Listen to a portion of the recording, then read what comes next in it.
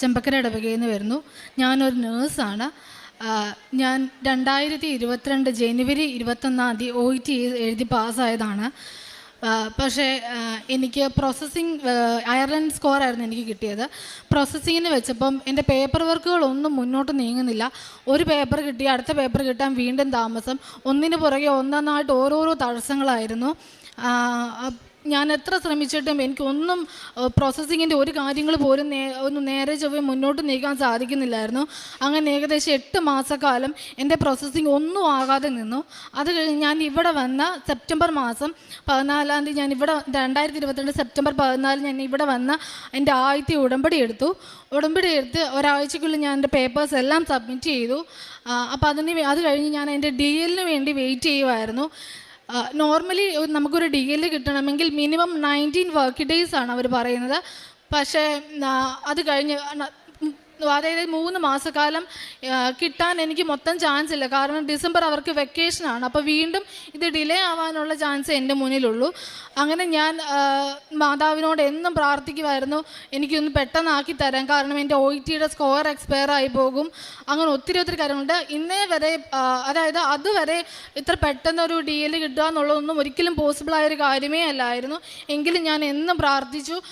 പ്രതിഷ്ഠിക്കുന്ന പ്രാർത്ഥനയിലും ഒരു കാശുരൂപവും പിടിച്ച് ഞാൻ എന്നും പ്രാർത്ഥിച്ചു. അങ്ങനെ എനിക്ക് ഒരു 90 ദിവസം കൊണ്ട് കിട്ടേണ്ട DL എനിക്ക് 30 ദിവസം കൊണ്ട് DL കിട്ടി. അങ്ങനെ നവംബർ മാസം തന്നെ എനിക്ക് എൻ്റെ DL കിട്ടി. അത് കഴിഞ്ഞ് ഞാൻ ഇൻ്റർവ്യൂവിന് വേണ്ടി വെയിറ്റ് ചെയ്തു. ഇൻ്റർവ്യൂവിന് വേണ്ടി വെയിറ്റ് ചെയ്ത സമയത്ത് ഒരുപാട് വിസ റിജക്ഷൻസ് ആ സമയത്ത് വരുന്നുണ്ടായിരുന്നു. അതായത് 1000 വിസകൾ വെച്ച് കഴിഞ്ഞാൽ കുറഞ്ഞത് ഒരു 900 വിസകളെങ്കിലും റിജക്റ്റ് ആയി പോകുമായിരുന്നു. അങ്ങനെ എംപ്ലോയേഴ്സ് ആണെങ്കിലും ഏജൻസിക്കാരാണെങ്കിലും ആരും ഇൻ്റർവ്യൂസ് നടത്തുകയോ ചെയ്യാതെ ഇരിക്കുകയൊക്കെ ചെയ്യായിരുന്നു. കാരണം ഒരുപാട് നഷ്ടങ്ങൾ അവർക്ക് സംഭവിക്കുന്നതുകൊണ്ട് തന്നെ ആരും ഇൻ്റർവ്യൂസ് കൊടുക്കുന്നില്ലായിരുന്നു. അതും പോരാണ്ട് എനിക്ക് എക്സ്പീരിയൻസും കുറവായിരുന്നു. അങ്ങനെ എനിക്കാകെ സങ്കടമായി. കാരണം പിന്നീട് എനിക്കുള്ളത് എൻ്റെ മുന്നിൽ 1 വർഷം മാത്രമേ ഉള്ളൂ. ആ 1 വർഷം കൊണ്ട് ഞാൻ അവിടെ കയറി ചെന്ന് അവിടെ ചെന്ന് ഞാൻ എക്സാം എഴുതാനുണ്ടായിരുന്നു. എക്സാം പാസ്സായി എൻ്റെ രജിസ്ട്രേഷൻ കംപ്ലീറ്റ് ആവണം എൻ്റെ OET എക്സ്പയർ ആവുന്നതിന് മുന്നേ. പക്ഷേ ഒരൊറ്റ ഇൻ്റർവ്യൂസ് പോലും എനിക്കൊരു 3 മാസക്കാലം ഒന്നും എനിക്ക് അറേഞ്ചായി കിട്ടിയില്ല. എനിക്കങ്ങ് ആകെ സങ്കടമായി. ഞാനിവിടെ വന്ന് വീണ്ടും ഉടമ്പടി പുതുക്കി എൻ്റെ 2 ദിവസം കഴിഞ്ഞപ്പോഴത്തേക്കിനും ഒരു ഏജൻസിക്കാരെനിക്ക് വിളിച്ചിട്ട് പറഞ്ഞു, ആഷ്ന എനിക്ക് ഒരു ഇൻ്റർവ്യൂ വന്നിട്ടുണ്ട്, 2 പേർക്ക് വേണ്ടി മാത്രമായിട്ട് അവർ നടത്തുന്നത്, അതായത് 2 പേരെ മാത്രം അവർ സെലക്ട് ചെയ്യുള്ളൂ, അതിനുവേണ്ടി നടത്തുന്ന ഒരു ഇൻ്റർവ്യൂ ആണെന്ന് പറഞ്ഞ്. അങ്ങനെ ഞാൻ ആ ഇൻ്റർവ്യൂ അറ്റൻഡ് ചെയ്തെങ്കിലും എക്സ്പീരിയൻസ് കുറവായതിനാൽ ആ ഇൻ്റർവ്യൂ എനിക്ക് കിട്ടിയില്ല. ഞാൻ ഒത്തിരി പ്രാർത്ഥിച്ച് ആശിച്ചിരുന്ന് കിട്ടിയൊരു ഇൻ്റർവ്യൂ ആയിരുന്നു അതും. പക്ഷേ എനിക്ക് പാസ്സായി. പക്ഷേ എനിക്ക് എക്സ്പീരിയൻസ് കുറവുള്ളത് കൊണ്ട് കൊണ്ടുപോകാൻ പറ്റില്ല എന്ന് പറഞ്ഞു. അപ്പോൾ എനിക്ക് ഭയങ്കര സങ്കടമായി. എനിക്ക് എന്നാ ചെയ്യണമെന്ന് അറിയത്തില്ല. അപ്പം ഏകദേശം മാർച്ച് പകുതി കഴിഞ്ഞു. അപ്പം ഇനിയും ഞാൻ ലേറ്റ് ആയാൽ എനിക്ക് പോകാൻ യാതൊരു മാർഗവും ഇല്ല. ഈ ഇൻ്റർവ്യൂവിൻ്റെ റിസൾട്ട് വന്ന ഒരാഴ്ച കഴിഞ്ഞപ്പോഴത്തേക്ക് ഈ സെയിം ഏജൻസിക്കാർ എനിക്ക് മെസ്സേജ് അയക്കുവാണ്, ആഷ്ന അവർക്ക് സെപ്റ്റംബറിലേക്കൊരു ഇൻടേക്ക് ഉണ്ട്, പക്ഷേ സെപ്റ്റംബറോ ഒക്ടോബറോ ആകാം അവരത് കൊണ്ടുപോകുമ്പോഴത്തേക്കിനും. കാരണം ഇപ്പോൾ വിസയുടെ ഇഷ്യൂ നടക്കുന്നതുകൊണ്ട് അവരിപ്പോൾ കൊണ്ടുപോകില്ല. സെപ്റ്റംബറോ ഒക്ടോബറോ ഒക്കെ ആകുമ്പോഴത്തേനും അവർ ചിലപ്പോൾ കൊണ്ടുപോകുമായിരിക്കും. ആഷ്ന ഒന്ന് വെയിറ്റ് ചെയ്യാൻ പറഞ്ഞു. പക്ഷേ സെപ്റ്റംബറോ ഒക്ടോബറിലേക്ക് ഞാൻ പോകാൻ നിന്ന് കഴിഞ്ഞാൽ ഞാൻ അവിടെ ചെന്ന് എക്സാം പാസ്സായി വീണ്ടും അവിടുത്തെ പ്രോസസ്സിങ് കംപ്ലീറ്റ് ചെയ്ത് എനിക്ക് പിന്നെ കിട്ടുമ്പോഴത്തേക്കിനും എൻ്റെ OETയുടെ സ്കോർ എക്സ്പയർ ആകും. ഞാൻ മാതാവിനോട് ഈശോയോട് ഒത്തിരി കരഞ്ഞ് ഞാൻ പ്രാർത്ഥിച്ചു. ഉറക്കമില്ലാത്ത ഒത്തിരി രാത്രികളായിരുന്നു എനിക്ക്. കാരണം എനിക്ക് എന്ത് ചെയ്യണമെന്ന് അറിയത്തില്ലാത്തൊരവസ്ഥ. ഒരു മാർഗ്ഗം എൻ്റെ മുന്നിലില്ല. ഒരു ഇൻ്റർവ്യൂവിന് വേണ്ടി ഞാൻ കാല് പിടിക്കാത്ത ഏജൻസികളില്ല. ഒരു നേഴ്സായിട്ട് ഞാൻ അത്രമേ സ്ട്രഗിൾ ചെയ്തു. അങ്ങനെ ലാസ്റ്റ് ഈ പറഞ്ഞ് ഒരു 2 ആഴ്ച കഴിഞ്ഞപ്പോഴത്തേക്കിനും ആ ഏജൻസിയിലെ ചേട്ടൻ എന്നെ വിളിച്ചിട്ട് പറഞ്ഞു, ആഷ്നയ്ക്ക് ഇപ്പം തന്നെ കയറി പോകാൻ പറ്റും, 2 പേരെ സെലക്ട് ചെയ്തിരുന്നു, അതിലൊരാൾ പിന്മാറി, അപ്പോൾ പകരം ആഷ്നയ്ക്ക് കയറി പോകാമെന്ന് പറഞ്ഞു. അങ്ങനെ മാർച്ച് ലാസ്റ്റോട് കൂടെ തന്നെ എനിക്ക് കയറി പോകാം എന്നുള്ള രീതിയിലേക്ക് വന്നു. ഞാൻ എൻ്റെ വർക്ക് പെർമിറ്റിന് വേണ്ടി വെച്ചു. വർക്ക് പെർമിറ്റുകളെല്ലാം റിജക്റ്റ് ആവുകയാണ്. അപ്പോൾ ഏജൻസിക്കാർക്കോ ഈ പറയുന്ന എൻ്റെ എംപ്ലോയേഴ്സിനോ ഈ വർക്ക് പെർമിറ്റിന് വേണ്ടി വെക്കാൻ പറ്റാത്തൊരു സാഹചര്യമായിരുന്നു. വർക്ക് പെർമിറ്റ് വെക്കുന്നതെല്ലാം ഈവൻ നമ്മൾ അപ്ലോഡ് ചെയ്യുന്ന ഫയൽസിൻ്റെ MB പോലും ചേഞ്ചസ് ആണെന്ന് പറഞ്ഞാണ് റിജക്റ്റ് ചെയ്ത് കളയുന്നത്. അപ്പോൾ ഇതെങ്ങനെയാണ് വെക്കേണ്ടതെന്ന് പോലും അറിയത്തില്ലാത്ത ഞാൻ ആ പേപ്പേഴ്സ് എല്ലാം സബ്മിറ്റ് ചെയ്യുവാണ്. എൻ്റെ കയ്യിൽ ആ കാശ്, ഞാൻ കാശ് രൂപം പിടിച്ച് വെഞ്ചരിച്ച് തന്ന ഉടമ്പടി കാശ് രൂപം പിടിച്ചുകൊണ്ടാണ് ഞാൻ എൻ്റെ ഡോക്യുമെൻറ്റ്സ് എല്ലാം അപ്ലോഡ് ചെയ്ത് ഞാൻ എൻ്റെ വർക്ക് പെർമിറ്റ് സബ്മിറ്റ് ചെയ്യുന്നത്. ഞാൻ തന്നെയാണ് എൻ്റെ വർക്ക് പെർമിറ്റ് സബ്മിറ്റ് ചെയ്തത്. അപ്പം എനിക്കിത് റിജക്റ്റ് ആവാനുള്ള ചാൻസ് ഒരുപാടുണ്ട് എൻ്റെ മുന്നിൽ. കാരണം ഇത് കിട്ടാൻ യാതൊരു ചാൻസും ഇല്ല. അതുപോലെ എല്ലാവർക്കും എന്നും റിജക്റ്റ് ആയിപ്പോയി, സമയം കുറവാണ്, അല്ലെങ്കിൽ അപ്ലോഡ് ചെയ്ത ഡോക്യുമെൻ്റ് ശരിയായില്ല, ഈവൻ സൈൻ ചെയ്ത പെന്നിൻ്റെ കളർ പോലും ഡിഫറെൻ്റ് ആണെന്ന് പറഞ്ഞ് പോലും റിജക്റ്റ് ആയ സിറ്റുവേഷൻസ് ഉണ്ട്. അപ്പോൾ അതുകൊണ്ട് എനിക്ക് റിജക്റ്റ് ആവാനുള്ള കാരണങ്ങൾ ഒത്തിരി ഉണ്ട്. ഞാൻ അതുകൊണ്ട് ഒരുപാട് ചാൻസും എനിക്ക് റിജക്റ്റ് ആവാനായിട്ടായിരുന്നു. പക്ഷെ എന്നാലും ഞാൻ നിരന്തരമായിട്ട് ദൈവത്തോട് പ്രാർത്ഥിച്ചു. ഞാൻ ഒത്തിരി കരഞ്ഞ് തന്നെ പ്രാർത്ഥിച്ചു. അവസാനം എൻ്റെ വർക്ക് പെർമിറ്റ് ഒരു 90 ദിവസം 90 വർക്കിംഗ് ഡേയ്സാണ് അവരും പറയണത്. പക്ഷേ 2 മാസത്തിനുള്ളിൽ തന്നെ എൻ്റെ വർക്ക് പെർമിറ്റ് എനിക്ക് കിട്ടി. അത് കഴിഞ്ഞ് ഞാൻ വിസയ്ക്ക് വേണ്ടി വെച്ച് ഞാൻ ഓഗസ്റ്റ് മാസം ഞാൻ അവിടെ കയറി ചെന്നു. അവിടെ ചെല്ലുമ്പോൾ ആപ്റ്റിറ്റ്യൂഡ് എന്ന് പറഞ്ഞൊരു ടെസ്റ്റ് എഴുതാനുണ്ട്. നല്ല പാടെന്ന് പറഞ്ഞാൽ അത്യാവശ്യം നല്ല രീതിക്ക് തന്നെ പാടാണ് ആ എക്സാം. ഞാൻ ഇവിടുന്ന് പോകുന്നതിന് മുന്നേ തന്നെ ആ എക്സാം നല്ല രീതിക്ക് പാടാണ്, എഴുതുന്നവരെല്ലാവരും തോറ്റു പോകാമെന്ന് കേട്ടാണ് ഞാൻ പോയത്. അപ്പോഴേ എൻ്റെ മനസ്സ് ബാധിച്ചത്താ ഞാൻ ഇവിടെ ഇരിക്കുന്നത്. ഞാൻ പരീക്ഷ അവിടെ ചെന്ന് എഴുതാനായിട്ട് പോയി. എക്സാം എഴുതാൻ ചെന്ന് കഴിഞ്ഞപ്പോഴത്തേക്കിനും ആദ്യം തന്നെ ഞാൻ കിട്ടരുതെന്ന് ആഗ്രഹിച്ച 14 സ്റ്റേഷൻസാണ് നമുക്ക് പ്രാക്ടിക്കലി ചെയ്യാനുള്ളത്. തിയറി എഴുതി പാസ്സായി, പക്ഷെ പ്രാക്ടിക്കലുണ്ട്. Practically 14 stations ചെയ്യാനുണ്ടായിരുന്നു. ആദ്യത്തെ സ്റ്റേഷൻ ആദ്യം കിട്ടരുതെന്ന് പ്രതീക്ഷിച്ച ഒരു സ്റ്റേഷൻ തന്നെയാണ് എനിക്ക് ആദ്യമേ കിട്ടിയത്. പിന്നെ എൻ്റെ കണ്ണ് നിറച്ചിരുട്ടായിരുന്നു. എന്താ സംഭവിച്ചതെന്ന് എനിക്ക് തന്നെ അറിയില്ല. ഞാൻ എഴുതി 8 സ്റ്റേഷൻസ് തോറ്റുപോയി. ആ 8 സ്റ്റേഷൻസ് തോറ്റുപോയെന്നുള്ളത് ഭൂരിപക്ഷം പേർക്ക് ഇപ്പോഴും അറിയത്തില്ല. കാരണം 8 സ്റ്റേഷൻ തോറ്റുപോയാൽ പിന്നെ ആരും ജയിക്കുക എന്നുള്ളത് വലിയ പാടാണ്. ഇവൻ ഞാൻ എക്സാം എഴുതി കഴിഞ്ഞപ്പോൾ എൻ്റെ ഏജൻസിയിലെ ചേട്ടൻ ചോദിച്ചു, ആഷ നീ എങ്ങനെ ഇത്രയും എക്സാം തോറ്റുപോയതെന്ന്. എനിക്ക് തന്നെ അറിയില്ല. 8 എണ്ണം ഞാൻ തോറ്റു. എനിക്കത് ഭയങ്കര സങ്കടമായി. എനിക്ക് ഒരു ഐഡിയ ഇല്ല ഞാൻ എന്നാ ചെയ്യണമെന്ന്. ഞാൻ പ്രാർത്ഥിച്ചതിലും കൂടുതൽ, അത്ര നാൾ ഞാൻ എത്രത്തോളം പ്രാർത്ഥിച്ചോ അതിലും കൂടുതലായി ഞാൻ മാതാവിനെ വിളിച്ച് പ്രാർത്ഥിച്ചു. ഞാൻ പ്രത്യക്ഷീകരണ പ്രാർത്ഥന ഇടയ്ക്കിടയ്ക്ക് ചെല്ലാൻ തുടങ്ങി. ഞാൻ 2:30 രാത്രി എഴുന്നേറ്റ് പ്രത്യക്ഷീകരണ പ്രാർത്ഥന ചൊല്ലി കാശ് രൂപം പിടിച്ച് അങ്ങനെ ഞാൻ 2ാമത് എക്സാം എഴുതാൻ പോയപ്പം ഞാൻ ഉടമ്പടി വെഞ്ചരിച്ച് ഉപ്പ് കൊണ്ട് ഞാൻ എഴുതാൻ പോയ എക്സാമിൻ്റെ ഇൻസ്റ്റിറ്റ്യൂട്ടിൻ്റെ ഫ്രണ്ടിൽ കൊണ്ടുപോയിട്ട് വിശ്വാസ പ്രമാണം പ്രാർത്ഥനയും ചൊല്ലിയിട്ടാണ് ഞാൻ ആ പ്രാവശ്യം എക്സാം എഴുതാൻ 2ാമത്തെ അറ്റംപ്റ്റ് എക്സാം എഴുതാൻ കയറിയത്. ആ എക്സാം ഏകദേശം 2.5 ലക്ഷം രൂപ, ഇന്ത്യൻ തുക 2.5 ലക്ഷം രൂപ മുടക്കിയാണ് ഞാൻ ആ പരീക്ഷ എഴുതുന്നത്. ആ എക്സാം ആ പ്രാവശ്യം കൂടെ തോറ്റുപോയാൽ തിരിച്ചു കയറി വരിക എന്നുള്ള ഒറ്റ ഓപ്ഷനേ എനിക്കുള്ളൂ.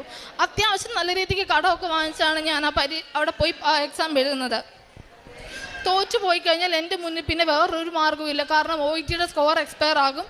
ഞാൻ വീണ്ടും 2.5 ലക്ഷം രൂപ നിപ്പിലുണ്ടാക്കുക എന്നുള്ളത് എനിക്ക് ഒരിക്കലും പോസിബിൾ അല്ല. അതുകൊണ്ട് തിരിച്ചു കയറി വരിക എന്നുള്ള ഒറ്റ ഓപ്ഷനിലാണ് ഞാൻ ആ എക്സാം എഴുതുന്നത്. പക്ഷേ എങ്കിലും ഞാൻ കാശ് രൂപം മുറുകെ പിടിച്ച് തന്നെ ഞാൻ ആ എക്സാം ബാക്കിയുണ്ടായിരുന്ന 8 സ്റ്റേഷൻസ് ഞാൻ അറ്റൻഡ് ചെയ്തു. റിസൾട്ട് എക്സാം കഴിഞ്ഞ് ഇറങ്ങിയപ്പോൾ എൻ്റെ ഏജൻസിയിൽ കൊണ്ടുപോയ ചേട്ടൻ പറഞ്ഞു, ആഷ്ന ഈ എക്സാം പാസ്സാകുമെന്ന് മാത്രം ആഷ്ന പ്രതീക്ഷിക്കരുത്.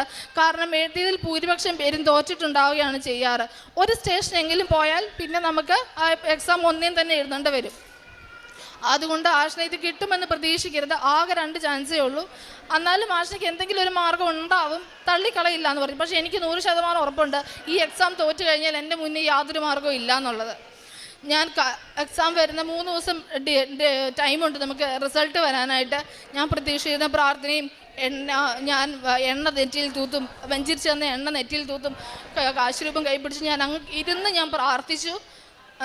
ഞാൻ എന്നെക്കൊണ്ട് കഴിയുന്ന രീതിയിലൊക്കെ ഞാൻ എൻ്റെ മാതാവിനോട് എൻ്റെ ഈശോയോട് പ്രത്യേകം ഞാൻ പ്രാർത്ഥിച്ചു. റിസൾട്ട് വന്നു. ഞാൻ തോറ്റുപോയ 8 സ്റ്റേഷൻസ് ഞാൻ പാസ്സായി. ഞാൻ പ്രതീക്ഷിച്ചതിലും വലിയൊരു അനുഗ്രഹമാണ് എനിക്ക് തന്നത്. ഞാൻ ഒന്നും അറിയാത്ത നാട്ടിൽ, ആരെ അറിയത്തില്ലാത്തൊരു നാട്ടിൽ ചെന്ന് കയറി നിൽക്കുമായിരുന്നു. എനിക്ക് ഒന്നും അറിയത്തില്ലായിരുന്നു. പക്ഷെ ദൈവം എന്നെ ഒരുപാട് കൈപിടിച്ചു നിർത്തി. ഞാനിപ്പോൾ അവിടെ പോയി ജോലി ചെയ്യാൻ തുടങ്ങിയിട്ട് ഏകദേശം 1.25 വർഷമായി. അയർലൻഡിൽ ഞാൻ നേഴ്സായിട്ട് വർക്ക് ചെയ്യുന്നത്. ഒന്നും അറിയാത്തതും ദൈവം എന്നെ കൈ പിടിച്ച് ഉയർത്തിയത് എത്ര വലുതായിട്ടാണെന്ന് എനിക്ക് ചിന്തിക്കാവുന്നതിലപ്പുറത്താണ്. ഞാൻ ഒരുപാട് പ്രാർത്ഥിച്ചിട്ടുണ്ട്, ഒരുപാട് സങ്കടപ്പെട്ടിട്ടുണ്ട്. പക്ഷേ എൻ്റെ ജീവിതം എന്നെ പഠിപ്പിച്ചു തന്നൊരു കാര്യമുണ്ട്. നമ്മുടെ കണ്ണീരെല്ലാം ദൈവം കുപ്പിയിൽ തന്നെ ശേഖരിച്ചിരിക്കുന്നത്. നമ്മൾ ഓരോ തുള്ളി കണ്ണീരിനും ദൈവം ഒരിക്കൽ നമുക്ക് ഉത്തരം തീർച്ചയായിട്ടും തരും. ഇന്ന് നടന്നില്ല, നാളെ നടന്നില്ല, അല്ലെങ്കിൽ ഒരു തടസ്സം കാരണം ഒരു കാര്യം മുടങ്ങിപ്പോയി എന്ന് പറഞ്ഞ് നമ്മൾ ഒരിക്കലും സങ്കടപ്പെടണ്ട. കാരണം എല്ലാ തടസ്സങ്ങളും അല്ലെങ്കിൽ എല്ലാ മുടക്കങ്ങളും ദൈവം നല്ലത് തരാൻ വേണ്ടി മാത്രമാണെന്നാണ് എൻ്റെ ജീവിതം എന്നെ പഠിപ്പിച്ചത്. എന്നാൽ കഴിയുന്ന വിധം ഞാൻ രോഗികളെ സന്ദർശിക്കാനായിട്ടും അല്ലെങ്കിൽ രോഗികൾക്ക് സാമ്പത്തികമായി സഹായം ചെയ്യാനായിട്ടും ഒക്കെ ശ്രമിച്ചിട്ടുണ്ട്. ഞാൻ ബൈബിളൊക്കെ ദിവസവും വായിക്കുമെങ്കിലും അത് അധികം നേരം വായിക്കും, ജസ്റ്റ് ഒരു 3-4 വാക്യം അത്രമാത്രം വായിച്ചു പോയിക്കൊണ്ടിരുന്ന ആളാണ്. പക്ഷെ ഞാൻ ഉടമ്പടി എടുത്തതിന് ശേഷം കൃത്യമായിട്ട് ഞാൻ അരമണിക്കൂർ ബൈബിള് വായിക്കാൻ ശ്രമിക്കാറുണ്ട്. അപ്പം ഞാൻ ഈ ജോലി സ്ഥലത്തേക്ക് ഇരുന്നാണെങ്കിലും ഫ്രീ കിട്ടുമ്പോൾ ഞാൻ ബൈബിള് വായിക്കുമായിരുന്നു. അപ്പോൾ എൻ്റെ ഫ്രണ്ട്സൊക്കെ എന്നോട് ചോദിച്ചിട്ടുണ്ട്, നീ എങ്ങനെയാണ് ഇങ്ങനെ ഇതിരുന്ന് വായിക്കുന്നത്, നിനക്ക് ഉറക്കം വരത്തില്ലെന്ന്. പക്ഷെ എനിക്ക് ഒരിക്കൽ പോലും അങ്ങനെ ഉറക്കം വരുന്നതിനെ കുറിച്ച് ചിന്തിക്കാൻ എനിക്ക് സാധിച്ചിട്ടില്ല. ഞാൻ എപ്പോഴും ഒരു കഥ വായിക്കുന്ന പോലെ, അല്ലെങ്കിൽ എനിക്ക് ഒന്ന് വായിച്ച് കഴിയുമ്പോൾ അടുത്തത് വായിക്കാൻ എനിക്ക് അതുപോലെ ഇൻട്രസ്റ്റ് തോന്നിയിട്ടേ ഉള്ളൂ. എൻ്റെ ദൈവം എന്നെ കൈപിടിച്ച് എന്നെ ഇതുവരെ നടത്തി. അതൊരിക്കലും എൻ്റെ നന്മ കൊണ്ടല്ല എന്ന് 100% ഉറപ്പുണ്ട്. എൻ്റെ പ്രാർത്ഥന കൊണ്ടോ അല്ലെങ്കിൽ എനിക്ക് ജീവിതം മേന്മ കൊണ്ടോ അല്ല എന്ന് എനിക്ക് നല്ല ഉറപ്പുണ്ട്. പക്ഷേ എങ്കിലും ദൈവം എന്നോട് ഒത്തിരി കരുണ കാണിച്ചിട്ടുണ്ട്. എൻ്റെ ഈശോയ്ക്കും എനിക്ക് വേണ്ടി പ്രാർത്ഥിച്ച മാതാവിനും 1000 നന്ദി. ഞാൻ ഉടമ്പടി എടുത്തതിന് ശേഷം എനിക്ക് ഒത്തിരി ആഗ്രഹം തോന്നിയിട്ടുണ്ട്, കൂടുതൽ ഈശോയെ ഞാൻ പ്രഘോഷിക്കണമെന്ന്. എനിക്ക് തന്ന അനുഗ്രഹങ്ങളൊക്കെ ഞാൻ പറയാൻ അധികം ശ്രമിക്കാത്ത ഒരാളായിരുന്നു. പക്ഷേ ഞാൻ ഉടമ്പടി എടുത്തതിന് ശേഷം ഞാൻ ഒരുപാട് പേർക്ക് എനിക്ക് കിട്ടിയ നല്ല എക്സ്പീരിയൻസസ്, എനിക്ക് കിട്ടിയ എല്ലാ എക്സ്പീരിയൻസസും ഞാൻ ഷെയർ ചെയ്യാൻ ശ്രമിച്ചിട്ടുണ്ട്. അതുപോലെ ഞാൻ എന്നാൽ കഴിയുന്ന രീതിയിൽ ഏറ്റവും കൂടുതൽ പേർക്ക് ഈശോയെ അടുത്തറിയാൻ പറ്റുന്ന രീതിയിൽ പറഞ്ഞു കൊടുക്കാൻ ആഗ്രഹിച്ച ഒരാളാണ്. അപ്പോൾ അതിന് ഒരു കാറ്റഗിസം ടീച്ചറായിട്ട് മാറാം. ഞാനൊരു കാറ്റഗിസം ടീച്ചറല്ലായിരുന്നു, ഞാനൊരു ടീച്ചറേ അല്ലായിരുന്നു. പക്ഷെ ഞാൻ അവിടെ ചെന്ന് എൻ്റെ ജോലിയിൽ പ്രവേശിക്കുന്നതിന് മുന്നേ തന്നെ ഞാനൊരു കാറ്റഗിസം ടീച്ചറായിട്ടാണ് ജോയിൻ ചെയ്തത്. അതെനിക്ക് ഒരുപാട് പേർക്ക് ഈശോയെ കൂടുതൽ അറിയിക്കാനും പറഞ്ഞു കൊടുക്കാനായിട്ടും ഒക്കെ എന്നെ സഹായിച്ചു. ഒരുപാട് രോഗികൾക്ക് സഹായം ചെയ്യാനായിട്ടും സാമ്പത്തികമായി ബുദ്ധിമുട്ട് എന്നാൽ കഴിയുന്ന രീതിയിൽ, അധികമൊന്നും ഇല്ല, എന്നാൽ കഴിയുന്ന രീതിയിൽ ഞാൻ എല്ലാവരും സഹായിക്കാനായിട്ട് ശ്രമിച്ചിട്ടുണ്ട്. മറ്റുള്ളവരെ മനസ്സിലാക്കാനും അവർക്ക് ആശ്വാസം പകരാൻ എന്നാൽ കഴിയുന്ന രീതിയിൽ ഞാൻ ശ്രമിച്ചിട്ടുണ്ട് ഈ ഉടമ്പടി എടുത്തതിന് ശേഷം. ദാനിയേലിൻ്റെ പുസ്തകം 14-ാം അധ്യായത്തിൽ തിരുവചനങ്ങൾ അരുളി ചെയ്യുന്നു, ദൈവമേ, അങ്ങ് എന്നെ ഓർമ്മിച്ചിരിക്കുന്നു, അങ്ങയെ സ്നേഹിക്കുന്നവരെ അങ്ങ് ഉപേക്ഷിച്ചിട്ടില്ല. ദാനിയേൽ പറയുന്ന വാക്കുകളാണിത്. സിംഹക്കുഴിയിൽ കിടക്കുന്ന ദാനിയേലിന് ഹബക്കൂക്ക് പ്രവാചകൻ ഭക്ഷണവുമായിട്ട് പോകുന്നതൊക്കെയാണ് നമുക്ക് ഈ ബൈബിൾ ഈ തിരുവചനങ്ങൾക്ക് മുമ്പ് നമുക്ക് വായിക്കാൻ കഴിയുക. അപ്പോഴാണ് ദാനിയേൽ പറയുക, ദൈവമേ, അങ്ങയെ സ്നേഹിക്കുന്നവരെ, ദൈവമേ, അങ്ങ് എന്നെ ഓർമ്മിച്ചിരിക്കുന്നു, അങ്ങയെ സ്നേഹിക്കുന്നവരെ അങ്ങ് ഉപേക്ഷിച്ചിട്ടില്ല. ഇവിടെ ആഷ്ന തോമസ് തൻ്റെ അനുഭവ സാക്ഷ്യം വളരെ വ്യക്തമായിട്ടൊക്കെ നമ്മോട് പങ്കുവെക്കുമ്പോൾ ഈ മകളും പറഞ്ഞു നിർത്തുന്നത് ഇത് തന്നെയാണ്. അതായത് ദൈവം തന്നെ കൈപിടിച്ച് നടത്തിയ, ദൈവം തന്നെ ഓർമ്മിച്ച ജീവിതാനുഭവങ്ങളാണ് തനിക്ക് ഉണ്ടായിരുന്നത്. ഇവിടെ നിന്ന് അയർലൻഡ് സ്കോറൊക്കെ കിട്ടിപ്പോകാനിടയായതും ഇവിടെ നിന്ന് പോകുന്നതിന് മുൻപേ പല തടസ്സങ്ങളൊക്കെ ഉണ്ടായിരുന്നു അയർലൻഡ് സ്കോർ കിട്ടുന്നതിനൊക്കെ. അതെല്ലാം കഴിഞ്ഞാണ് ഈ മകള് അവിടെ ചെന്നതിന് ശേഷവും ആപ്റ്റിറ്റ്യൂഡ് എക്സാമിൻ്റെ കാര്യമൊക്കെ പറയുന്നുണ്ട്. പിന്നീട് ആ എക്സാം ആദ്യത്തെ അറ്റംപ്റ്റ് എങ്ങനെയായിരുന്നെന്നും പിന്നീട് വീണ്ടും എത്ര അറ്റംപ്റ്റ് ഉണ്ട്, ഒരേ ഒരു അറ്റംപ്റ്റ് കൂടിയേ ഉള്ളൂ, അതിൽ പാസ്സായില്ലെങ്കിൽ ആ മകൾ വീണ്ടും ഒന്നേന്ന് തുടങ്ങണം, അതായത് തിരിച്ചു പോരണം, അല്ലാതെ വേറെ മാർഗമില്ല. അങ്ങനെ തനിക്ക് എങ്ങനെയാണ് ദൈവം കൂടെ നടന്ന അനുഭവങ്ങൾ തനിക്കുണ്ടായത്, തൻ്റെ ജീവിതത്തിൽ താൻ എങ്ങനെ കർത്താവിന് ഒത്തിരിയേറെ പ്രാധാന്യം നൽകുന്ന വ്യക്തിയായി മാറി, ഉടമ്പടി തന്നെ എങ്ങനെയാണ് മാറ്റിയത്. ഈ ഒരു മാറ്റമാണ്, ചിട്ടയായ ഒരു ജീവിതക്രമം നമുക്കുണ്ടാവുകയാണ്. ബൈബിള് വായിക്കാത്തവരൊക്കെ അതൊക്കെ വായിക്കാൻ തുടങ്ങുന്നു. അതുപോലെ 2 ആഴ്ചയിലെ കുമ്പസാരം, ഇങ്ങനെയൊന്നും നമ്മുടെ ജീവിതത്തിൽ നമുക്കറിയാം ഇതൊക്കെ, എന്നാൽ നമുക്കതിനൊന്നും ഒരു അടുക്കും ചിട്ടയും ഇല്ല എങ്കിൽ ഉടമ്പടി അതൊക്കെ നമ്മെ പഠിപ്പിക്കുകയാണ്. അത് നാം എന്തെങ്കിലും നിർബന്ധം കൊണ്ട് ചെയ്യുന്നതല്ല, ബോധ്യത്തോടെ തന്നെ ചെയ്യുന്ന മക്കളായി പിന്നീട് മാറുകയാണ്. ആദ്യമേ മടി തോന്നിയ പല കാര്യങ്ങളും പിന്നീട് എങ്ങനെയാണ് അതിനോടൊക്കെ ഒരു ഹരം തോന്നുക. ബൈബിള് വായിക്കുന്നത് എനിക്ക് പിന്നീട് ഇഷ്ടമായി. എനിക്ക് ബൈബിള് വായിക്കാതിരിക്കാൻ പറ്റാത്ത ഒരവസ്ഥ. അതുപോലെ മറ്റ് ഓരോ ആത്മീയ കാര്യങ്ങളിലും ഈ മകൾ ഇടപെടുന്നത് കാരുണ്യ പ്രവൃത്തികളായിട്ട് താൻ എന്തൊക്കെയാണ് ചെയ്യുക, തനിക്ക് അവിടുത്തെ സാഹചര്യത്തിൽ ചെയ്യാൻ പറ്റുന്നതും. അതുപോലെ ഇവിടെ കാറ്റഗിസം ഒന്നും പഠിപ്പിക്കാത്ത മകൾ അവിടെ ചെന്ന് അതിനുള്ള ചാൻസൊക്കെ ലഭിക്കുന്നു. അതെല്ലാം കൃപയായിട്ടാണ് കാണുക. അങ്ങനെ തനിക്ക് തൻ്റെ ജീവിതത്തിൽ തനിക്ക് ഒരിക്കലും സാധ്യമാകാതിരുന്ന പലതുമാണ് ഈ ഉടമ്പടി ജീവിതത്തിലൂടെ തനിക്ക് ലഭിച്ചത്. അതിൻ്റെ സാക്ഷ്യം ഈ മകൾ പങ്കുവയ്ക്കുമ്പോൾ മനുഷ്യന് സാധിക്കാത്ത കഠിനമായ രക്ഷാകര പദ്ധതികൾ ഉടമ്പടിയിലൂടെ എങ്ങനെ തുടരുന്നു, അതാണ് ഉടമ്പടിയിലൂടെ നാം കൂടുതലായി അനുഭവിക്കുന്നത്. അതാണ് സാക്ഷ്യങ്ങളും പങ്കുവയ്ക്കുമ്പോൾ നമുക്ക് മനസ്സിലാക്കാൻ കഴിയുക. നമ്മെ ഓർമ്മിക്കുന്ന ദൈവം ഉണ്ടെന്നുള്ളതും പരിശുദ്ധ അമ്മ നമുക്ക് മധ്യസ്ഥയാണ്. അമ്മയുടെ മാധ്യസ്ഥതയിലൂടെ നമുക്ക് ഒന്നും തന്നെ ലഭിക്കാതിരിക്കില്ല. അമ്മ ജീവനോടെ പ്രത്യക്ഷപ്പെട്ട ഈ ആലയത്തിൽ ഇവിടെ വന്ന് പ്രാർത്ഥിക്കുന്നത് തന്നെ കൃപയാണെന്നുള്ളത് നമുക്ക് ഓർക്കാം. കരങ്ങളടിച്ച് നമുക്ക് ദൈവത്തെ ആരാധിക്കാം, മഹത്വപ്പെടുത്താം. ഈശോയ്ക്കും അമ്മയ്ക്കും നന്ദി പറയാം.